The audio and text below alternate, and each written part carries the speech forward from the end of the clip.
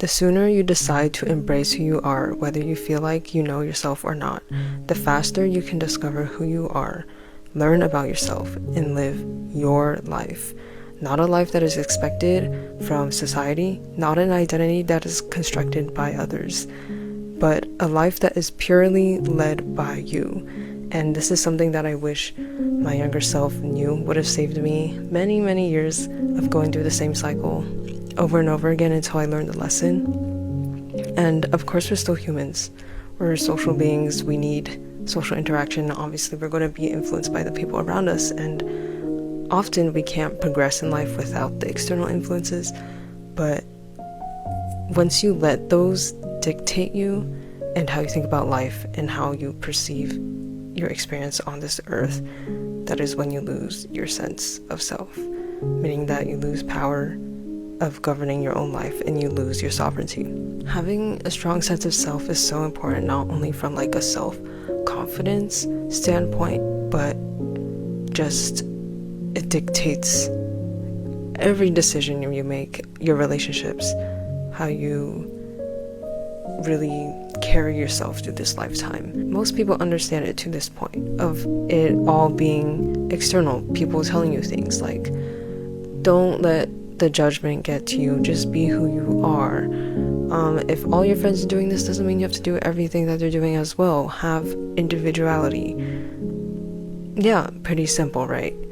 And the thing is, there are so many levels beneath that I don't think many people realize until much later in life. Or maybe some people don't even realize it at all in their lifetime. First level being self-deception. What I just described before was like completely external. All these voices coming at you, okay, what you see on the news, what your teachers, your parents are telling you, what everyone at your school is doing, like what you see online. These things come into your brain. They could go out, or they could stick to you and override you. They override your genuine, authentic, pure, quote-unquote, pure self. And how I think about this, or like self-deception, is there's like a chip in your brain, but you don't know it's there, and this chip is constructed by the external. Example from my life, and this is actually my first run through the cycle for this lesson. I went to a very academically competitive high school, and everyone's lives was about building up their resume, you know, your academic profile, having good grades, doing as much extracurriculars as you can, leadership positions, whatever internships and volunteer opportunities. Like, yeah, it was constant. It kept going. Everyone was doing it. And for a lot of students, it was external because the pressure was coming from their parents. For me, it was all internal because I was putting that pressure on myself, and that pressure was constructed by the environment that I was in at school. So I had this chip in my brain, and I'm like, okay, this is normal. It's so normal to be so stressed as a teenager. It's so normal that my worth as a person is dictated by a letter grade. I didn't see past college. Like, genuinely in life, my greatest goal was to get into the most prestigious college.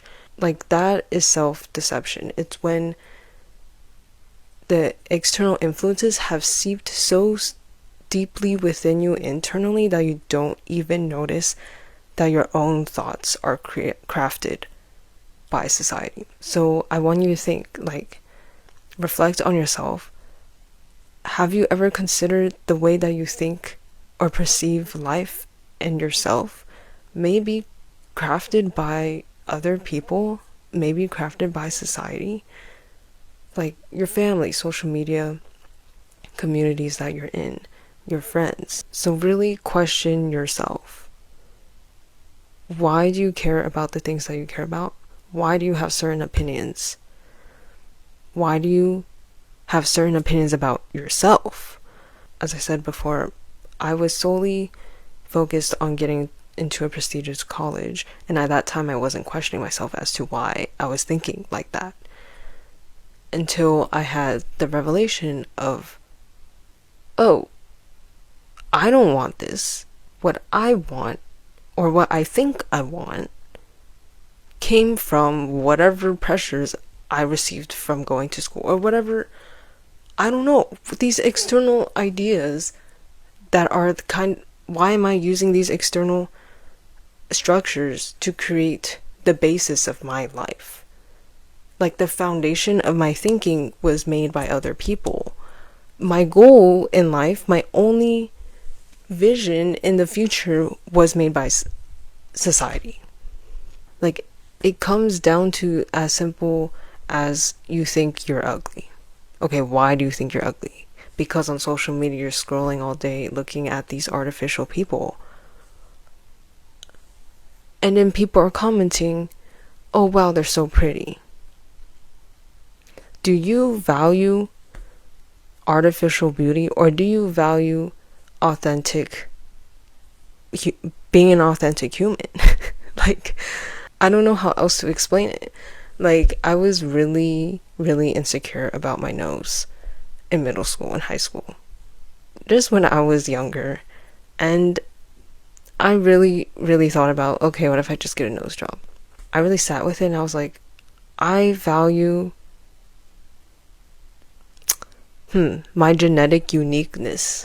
Just how my DNA is 1 out of whatever, a million. I forgot the statistics. But so it's one thing if someone is walking by and they call you ugly and you let that get to you, or you are constantly exposed to comments online and that seeps into your brain and that becomes how you think about yourself. Does that make sense? Either way, don't let those things get to you.